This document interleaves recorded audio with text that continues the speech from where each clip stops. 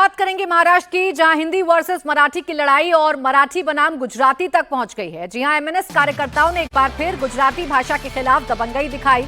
Mumbai Ahmedabad national highway पर hotels पर लगे गुजराती साइन बोर्ड को हटाया गया। मनसे के पालघर जिला अध्यक्ष अविनाश जाधव के आदेश पर मनसे कार्यकर्ताओं ने साइन बोर्ड हटाए। मनसे का कहना है कि महाराष्ट्र में मराठी में साइन बोर्ड लगेंगे और अगर गुजराती भाषा के बोर्ड नहीं हटाए गए तो आगे भी इस तरह की कार्रवाई जारी रहेगी।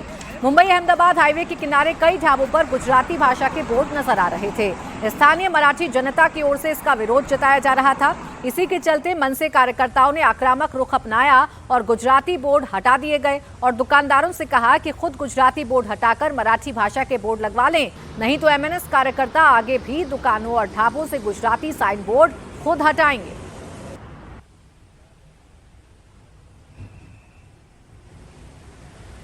अब देखिए, हिंदी वर्सेस मराठी की जंग शुरू हुई थी, लेकिन अब ये जंग मराठी वर्सेस गुजराती भी हो चुकी है। लगातार मनसे के जो कार्यकर्ता हैं वो मनमानी करते हुए नजर आ रहे हैं। समीर भिसे मेरे सहयोगी इस वक्त जुड़ गए हमारे साथ। समीर, कब तक की मनमानी जारी रहेगी?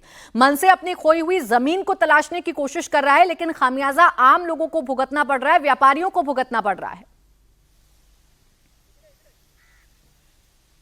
बिल्कुल प्राची, फिलहाल मुंबई महानगर पालिका और साथ ही साथ जो बाकी की 25 महानगर पालिकाएं हैं उनका चुनाव जो है अगले 5 से 6 महीने में हो सकता है।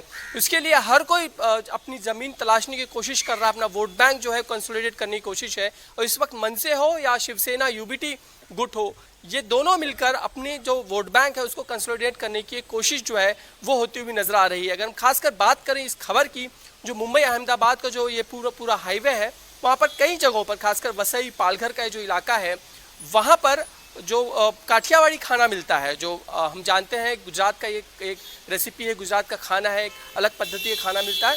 कई काठियावाड़ी होटल्स के बोर्ड हमें नज़र आते हैं जो गुजराती भाषा में लिखे गए हैं। उन्हें हटाने का एक चुनौती जो है वो मनसे के जो अविनाश जाधव हैं, जिनके पास पालघर ज़िले की जिम्मेदारी है, उन्होंने उनको दी थी।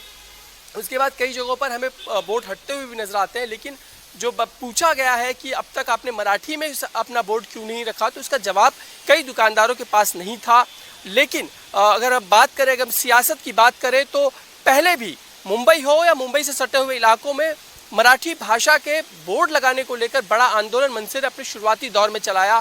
बीच में फिर वो कुछ समय के लिए वो ठंडा पड़ गया, लेकिन फिर उसे एस्केलेट करने की कोशिश की गई। अब जबकि मुंबई महानगर पालिका जो सबसे बड़ा चुनाव है सभी के लिए, खासकर हम बात करें शिवसेना यूबीटी और मनसे के लिए, जो दोनों एक साथ आकर अब एक आने की कोशिश कर रहे हैं, जो पहले भी हमने देखा बीते समय में दोनों साथ आए थे, एक मंच उन्होंने साझा किया था मराठी के मुद्दे पर ही, मराठी भाषा के मुद्दे को लेकर।